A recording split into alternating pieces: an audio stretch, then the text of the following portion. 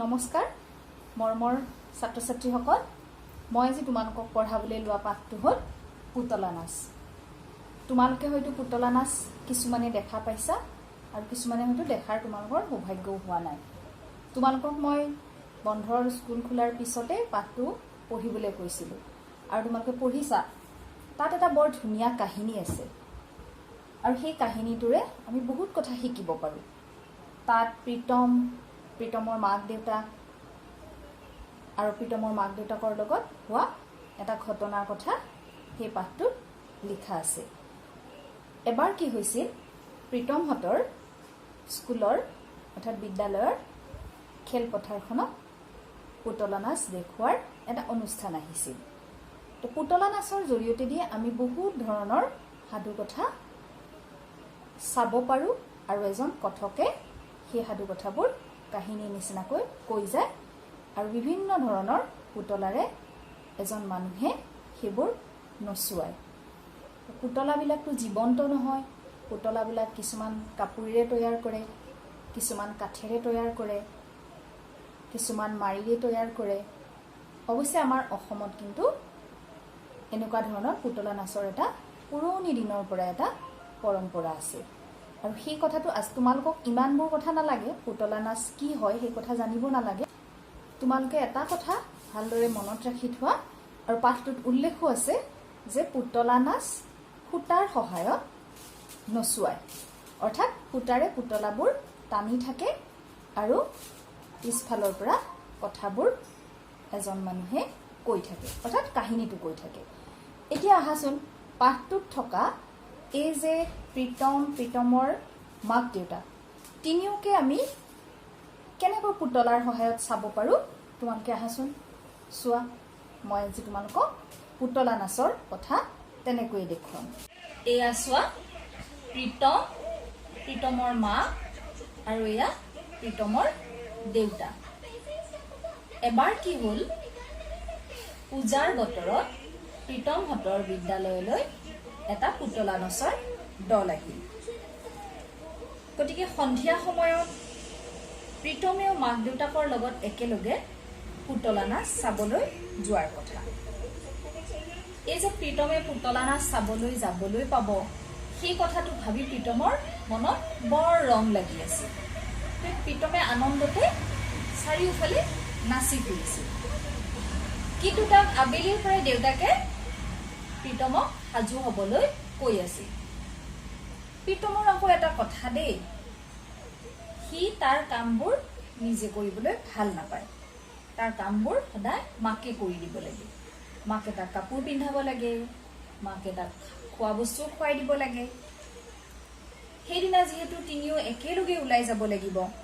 মাকো ওলাবলগীয়া আছিল গতিকে মাকে সাজি কাচি ওলাব নে প্ৰীতমক ওলাব এইবোৰ কৰি থাকোঁতে আটাইকেইজনৰ পুতলা নাচ চাবলৈ যোৱা সময়টো অলপ দেৰি হৈছিল মাক দেউতাক প্ৰীতম সাজু হয় মানে প্ৰায় 6 বাজি গৈছিল ইফালে আকৌ 6:30 বজাত পুতলা নাচ আৰম্ভ হোৱাৰ কথা খোজকাঢ়ি বিদ্যালয়ৰ খেলপথাৰলৈ গৈ পায় মানে বাকীবোৰ মানুহ পুতলা নাচ চাবৰ কাৰণে প্ৰেক্ষাগৃহটোত সোমাইছিল প্ৰীতমৰ লগৰ পল্লৱ দীপচিতা সুকন্যাহঁত আটাইবোৰে পুতলা নাচ চাবলৈ চকীত বহি পৰিল বিদ্যালয়ৰ খেলপথাৰৰ কাষতে জামু গছজোপাৰ তলত দেউতাকে প্ৰীতম আৰু মাকক ৰ'বলৈ ক'লে প্ৰীতম আৰু মাক জামু গছজোপাৰ তলত ৰ'ল আৰু দেউতাকে টিকট ঘৰৰ ফালে টিকট ল'বৰ কাৰণে খুব খৰখেদাকৈ আগবাঢ়িল টিকট ঘৰৰ সন্মুখত মানুহৰ দীঘলীয়া শাৰী বহুত মানুহ আহিছে পুতলা নাচ চাবলৈ বাহিৰত আঁৰি থোৱা পুতলা নাচৰ ছবিবোৰ দেখি প্ৰীতমৰ পৰি বাইদেৱে কোৱা কথাবোৰ মনত পৰিল পৰি বাইদেৱে শ্ৰেণীত পুতলা নাচৰ কথা প্ৰীতমক কৈছিল গতিকে সিও আজি পুতলা নাচ চাবলৈ আহিছে সেই কথাটোৰ কাৰণে তাৰ মনটো ভালেই লাগি আছে আৰু বাইদেৱে কৈছিল পুতলা নাচৰ পুতলাবোৰক হেনো ওপৰৰ পৰা এজন মানুহে সূতাৰ সহায়ত নচুৱায়। পুতলাবোৰৰ মাতবোৰ পেপাৰ সহায়ত মানুহেই উলিয়ায়। প্ৰীতমে ভাবিলে পুতলাবোৰে কথা কোৱা, নচা, গান গোৱা, যুদ্ধ কৰা এইবিলাক চাই কিমান যে ভাল লাগিব।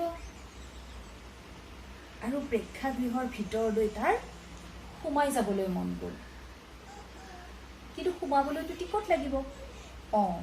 দেউতাকেতো টিকট আনিবলৈ গৈছে। গতিকে প্ৰীতমে বৰ হেঁপাহেৰে দেউতাক অহালৈ জামু গছজোপাৰ তলতে মাকৰ লগত ৰৈ থাকে। শিক্ষাৰ্থীসকল, এই যে মই তোমালোকক প্ৰীতমৰ কাহিনীটো কৈ আছোঁ আৰু কওঁতে মই তোমালোকক পুতলাৰ সহায়তে কাহিনীটো কৈছোঁ, নহয় জানো? এতিয়া তোমালোকে গম পালা যে সূতাৰ সহায়ত পুতলা নচুৱাব পাৰি। কিন্তু মই তোমালোকক আঙুলিৰ সহায়তহে পুতলাবোৰ নচুৱাই দেখুৱাইছোঁ। এনেদৰেও আমি পুতলা নাচ দেখুৱাব পাৰোঁ। বুজিলানে? এতিয়া আহাচোন তাৰপিছত কি হ'ল। প্ৰীতমটো দেউতাক অহা কথাটোলৈ বাট চাই ৰৈয়ে আছে।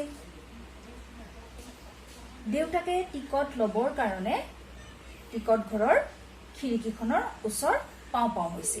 প্ৰীতমে দূৰৰ পৰা দেখি আছে দেউতাকক। আৰু বাহিৰত ৰৈ থকা মানুহৰ শাৰীটোতো মানুহ কমি আহিছে।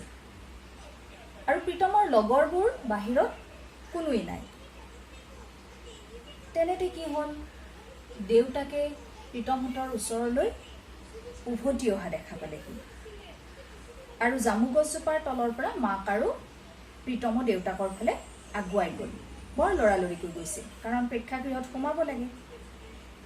কিন্তু দেউতাকে বৰ দুখেৰে ক'লে, টিকট নাপালোঁ, ব'লা ঘৰলৈ যাওঁগৈ। তেতিয়া প্ৰীতমে অলপ সংকোচেৰে সুধিলে, তাৰমানে আমাৰ দেৰি হ'ল? তেতিয়া মাকে লাহেকৈ ক'লে, কিন্তু মাকৰ মনতো অকণমান দুখ লাগি আছিল, তুমিয়েই দেখোন দেৰি কৰালা। দেউতাকে প্ৰীতমক একো নক'লে, আনকি মাকেও একো নক'লে। আৰু মাক দেউতাকৰ সৈতে একো কথা নপতাকৈ মনে মনে ঘৰলৈ আহি থাকোঁতে প্ৰীতমৰ নিজৰ ওপৰতে বৰ খং উঠিল। আৰু সি মনে মনে ভাবিবলৈ ধৰিলে, মাক দেউতাকে দেখোন তাক একো গালি পৰা নাই, কথাটো বাৰু কি? কিবা এটা ভাবি প্ৰীতম হঠাতে ৰৈ দিলে। সি ৰোৱা দেখি মাক দেউতাকৰ পিছলৈ ঘূৰি চালে। মাকে সুধিলে, কি হ'ল? বেজাৰ মনেৰে প্ৰীতমে ক'লে, মা, আজিৰ পৰা মই নিজৰ কাম নিজে কৰিম, সময় নষ্ট নকৰোঁ। প্ৰীতমৰ কথা শুনি মাক দেউতাকে ইজনে আনজনৰ ফালে চালে আৰু দুয়ো মিচিকিয়াই হাঁহি মাৰিলে। আৰু লগে লগে প্ৰীতম মাকৰ ওচৰলৈকে গ'ল আৰু প্ৰীতমক মৰমেৰে মূৰত আঙুলি বুলাই দিলে। চুলিবোৰ চুই চুই মৰমতে মাকে প্ৰীতমক ক'লে, এয়াহে ভাল ল'ৰাৰ কথা, কাইলৈ আমি আকৌ আহিম আৰু পুতলা নাচ চামেই চাম। আৰু লগতে দেউতাকেও মাকৰ কথাত সমৰ্থন কৰিলে। প্ৰীতমৰ মনটো বৰ ভাল লাগি গ'ল। তোমালোকৰ ভাল লাগিলনে বাৰু পুতলা নাচ চাই আৰু এই পুতলা নাচৰ কাহিনীটো শুনি? তোমালোকে মোক জনাবা দেই। আৰু তোমালোকেও এনেকৈ ঘৰত পুতলা তৈয়াৰ কৰি হাতেৰে পুতলা নচুৱাই এনেদৰে সাধু, বেলেগ বেলেগ কাহিনী আনক কৈ শুনাব পাৰিবা। ধন্যবাদ।